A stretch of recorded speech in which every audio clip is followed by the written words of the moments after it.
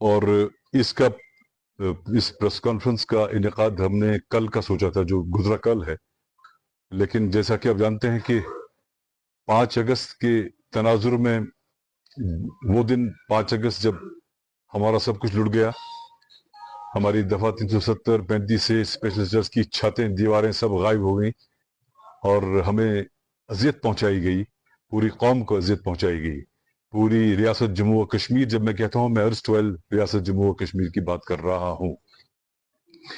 اور کل ہم نے سوچا تھا کہ یہ بات کریں، لیکن ہوا یوں کہ کل ہمارے لیڈر، ہماری پریزیڈنٹ محبوبہ جی اور باقی لیڈران بھی، ان کو گھر سے باہر نہیں آنے دیا گیا.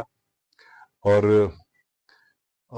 جو لوگ یہاں آئے تھے کل صبح، جیسے ہمارے جنرل سیکرٹری صاحب غلام نبی ہنجورہ صاحب، تو جب وہ یہاں آئے تو پورا دن ان کو اندر بند رکھا گیا، باہر تالا لگایا گیا. میرے خیال سے پھر مغرب کی نماز کے ساتھ ہی شاید ان کو پھر رہائی ملی.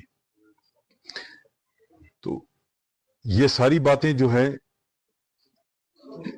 مذمت اگر ہم کرنا چاہیں گے، میرے حساب سے آج کی تاریخ میں مذمت کرنے کے لیے الفاظ بھی کم پڑ گئے ہیں کہ ہمیں کوئی نئی ڈکشنری، کوئی نئی لغت کو دیکھنا پڑے گا جہاں پہ ہم ایسی اذیتوں کی مذمت کر سکیں، کوئی لفظ، کوئی ایکسپریشن استعمال کر سکیں جو جمہوریت کے دائرے میں ہو رہا ہے. اب دیکھیں 5 اگست کو ہمارے ساتھ یہ ہوا، اور آج بھی ویسے وہی دن ہے، کیونکہ 5 اگست کو ہوا تھا راجیہ سبھا میں اور 6 اگست کو ہوا تھا لوک سبھا میں. تو آج بھی اس کنٹینیوٹی کے اعتبار سے یہ دن بھی اسی کے ساتھ جڑا ہوا ہے، 6 اگست کو. اب کل سے ہم نے بہت سارے بیانات سنے، بہت ساری باتیں سنی ہم نے، ایون پرائم منسٹر صاحب کے بیان بھی آ گئے.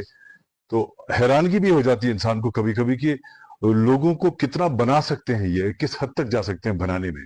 مثال کے طور پر کل یہ بھی کہا گیا کہ یہ ایک آرٹیکل 370 کا ڈائلیوٹ ہونا، کیونکہ آرٹیکل 370 ایز سچ وہیں پر ہے، لیکن اس کے اندر سارا کچھ ہے وہ چینج ہو گیا، کہ آرٹیکل 370 کا ڈائلیوٹ ہونا ایک واٹر شیڈ ہے. میرے خیال سے مودی صاحب نے کہا. اب کس واٹر شیڈ کی بات کریں ہم؟ اگر ہم فی الحال اس واٹر شیڈ میں سے شیڈ نکال دیں، ہم صرف واٹر کی بات کریں، پانیوں کی، that is Indus water treaty. ہمارا سارا علاق ہم نے کر دیا اتنے بڑے جمہوری ملک ہندوستان کے ساتھ. اور 1960 میں شاید انڈس واٹر ٹریٹی کا انعقاد نے جنم لیا، پروبیبلی اٹ واز سپٹمبر، جہاں تک مجھے پرانا یاد ہے. آج 64 سال ہو گئے، ہمارے پانیوں پہ ہمارا حق نہیں ہے. اور یہاں تک کہ ہمارے پاس ہمارا پانی پڑوسی ملک کو دیا گیا، جیسے انڈس ریور ہے، اس میں جہلم ہے، چناب ہے، اور اپنے لیے روی، بیاس، ستلج رکھا گیا. ہم نے علاج کر دیا، ہمارا پانی دیا گیا، اور ہمارے پانیوں پہ جتنا بچا ہوا ہے وہاں پہ پروجیکٹس بنائے گئے جو ہمارے نہیں ہے، جو گورنمنٹ آف انڈیا کے اندر آتے ہیں. اور ہمارے پاس بجلی نہیں ہے. اب جب ہمارے پاس بجلی نہیں ہے، اس پہ ترا یہ کہ ہمارے پاس سمارٹ میٹر لگتے ہیں، لیکن سمارٹ سرکار جو ہماری ہے یہ سمارٹ میٹر لگاتے ہیں، لیکن ہمارے پاس سمارٹ بجلی کے ہمارے بجلی نہیں ہے. ایسا نہیں کہ ان کو بجلی نہیں ملے گی، نہ ایسا نہیں ہے، کسی غلط فہمی میں مت رہیے. یہ خریدتے ہی کم ہے. کرنا کیا ہے یار؟ ہم تو آقا ہیں، یہ غلام ہیں، یہ کیا کر سکتے ہیں؟ یہ خرید سکتے ہیں، بجلی ہمیں دے سکتے ہیں، لیکن خریدتے نہیں ہیں. اتنی ہی خریدتے ہیں جتنی ان کی مرضی ہے. باقی آپ کا لوڈ شیڈنگ یہ جاری ہے، آپ کا شیڈول جاری ہے. تو ہمارا پانی لے کے ہمیں بجلی فراہم نہیں ہوتی ہے. اب چونکہ مودی صاحب جو ہمارے وزیر اعظم ہیں، وہ اکثر کہتے ہیں کہ مودی ہے تو ممکن ہے، یہ وہ کہتے ہیں. ٹھیک ہے، چلیے ہم ان کی اس بات کو 2 منٹ کے لیے مان لیتے ہیں کہ مودی صاحب ہے تو ممکن ہے. تو اسی مودی صاحب سے ہم گزارش کرتے ہیں کہ آپ کہتے ہیں کہ سب کچھ ممکن ہے آپ کے راج میں، تو یہ پانی ہمیں واپس دے دیجئے، ٹرانسفر کر دیجئے. اور تو اور آگے جتنے بھی سال آ جائیں گے، ہر سال ہمیں اس کا معاوضہ دیتے رہیے.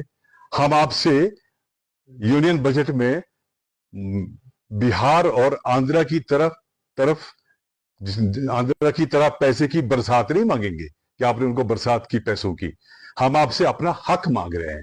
اگر آپ کہتے ہیں مودی ہے تو ممکن ہے، تو بمہربانی اس پریس کانفرنس اور آپ سب کے ذریعے میں ان سے گزارش کرتا ہوں کہ ہمیں 64 سال کا معاوضہ ادا کر لیجئے، یہ پروجیکٹس ہمارے نام کر دیجئے، اور آگے جتنے بھی جب تک یہ چلے گا تب تک ہر سال ہمیں اس کا معاوضہ فراہم کرتے رہیے. اسی بیان میں کہیں میں نے یہ پڑھا کہ آرٹیکل 370 ایک رکاوٹ تھی آئین ہند के लिए, यहां घुसने के लिए। मैं ये बात पूरी तरह समझा नहीं कि कैसे, बिकॉज अगर आप मोदी जी की कोई ले लें तो जब वो 2019 से पहले जब भी यहां आए तो वो भी एक आइन के दायरे में आए ना। वो आइन तो वही था कि हमारे प्राइम मिनिस्टर साहब आ रहे हैं और यहाँ पे सबको उनको प्रोटोकॉल और इस्तकबाल वगैरह सब कुछ हो रहा था। और अगर कभी कभी सरकारें गिर गई, गवर्नर राज हो गया, प्रेसिडेंट सोल हो गया, वो भी उसी आइन के तहत हो गया। वो आइन कौन सा आइन था अगर ये आइन नहीं था भाई? यही तो आइन था वो। अगर इलेक्शन हो जाते हैं तो जो इलेक्शन कमीशन ऑफ इंडिया है वो भी इसी आइन के तहत है। अगर आप डिलिमिटेशन करते हैं तो इसी आइन के तहत करते हैं।